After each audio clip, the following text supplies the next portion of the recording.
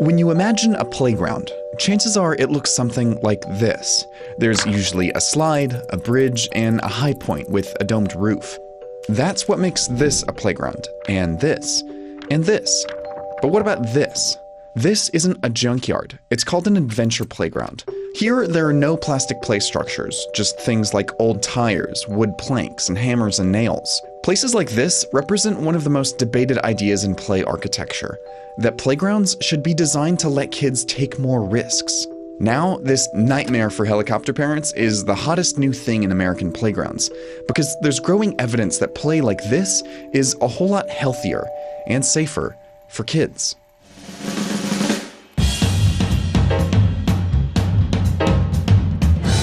They can play with very dangerous tools. They can take really dangerous risks and overcome them. And this builds up a tremendous sense of self-confidence in themselves, which is really quite fascinating to watch.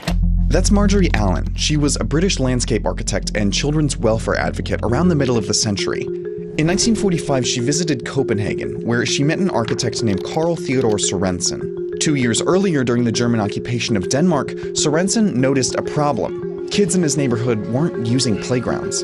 In fact, they were playing just about everywhere else, even in construction sites and bombed-out buildings. So in a housing development in the suburbs of Copenhagen, Sorensen closed off an empty lot and filled it with building materials, discarded objects, and tools. Here, kids could dig and build and invent on their own. The play structures were ultimately designed by the kids themselves.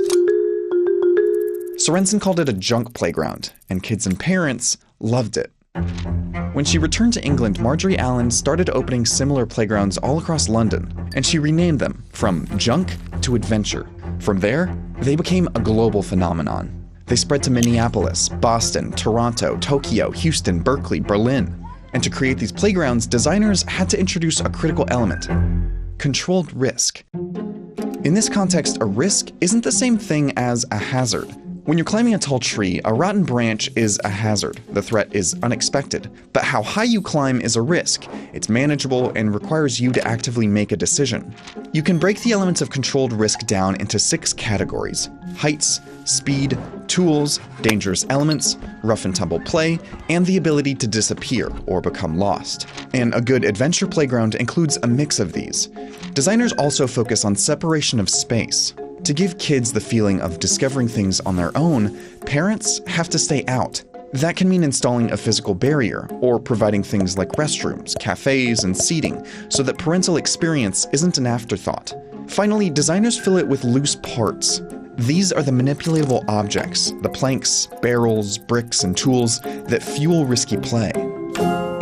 The idea behind all these design elements is that kids respond well to being treated seriously. If they're presented with risky items with a serious functional purpose, they'll respond cautiously and conduct more experimentation. But if presented with an overly safe, static space, they often wind up seeking dangerous thrills that the built environment fails to provide, which can result in higher injury rates than risky play at adventure playgrounds. In the US, a culture of lawsuit-proof playscape design means that overly safe playgrounds are the norm, and design philosophy is focused on how to reduce height, movement, and hard materials, and that hasn't made playgrounds better. When Marjorie Allen visited American playgrounds in 1965, she called them an administrator's heaven and a child's hell. But adventure playgrounds have recently begun to catch on in the US, perhaps due to an effort to introduce more unstructured play. And their construction comes with a fair share of criticism. They're making kids play with hammers and nails. That's not adventure, it's just work. They're tricking kids into building their own playground. Adventure playgrounds do have downsides. They're pretty ugly, they require a lot of space, and they need resources to staff and maintain. And as with any playground, there is an opportunity for injury. But the underlying philosophy of risky play can help kids live better lives. For one thing, riskier playgrounds encourage more activity. A study comparing playgrounds in London, where risky play spaces are popular, to those in San Francisco, Los Angeles, and New York, found that children using London's playgrounds were up to 18% more physically active. The London playgrounds were cheaper and boasted fewer injuries too.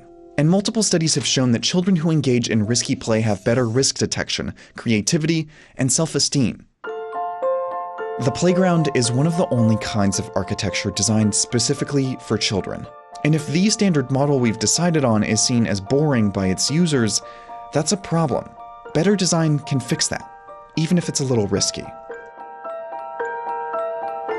I had to look through so many pictures of playgrounds for this story that I decided to use Wix to create a website collecting all of the ugliest and saddest pictures of playgrounds that I could find. And now I have a perfectly curated arrangement of pictures of playgrounds next to graveyards and slides leading into dumpsters and whatever these kid-friendly statues are. If you're looking for a simple way to share your passion about broken infrastructure or whatever it is that you're into these days, you should absolutely head to Wix. To create your own website just like this, click the link below. Wix does not directly impact our editorial, but their support makes videos like this possible. So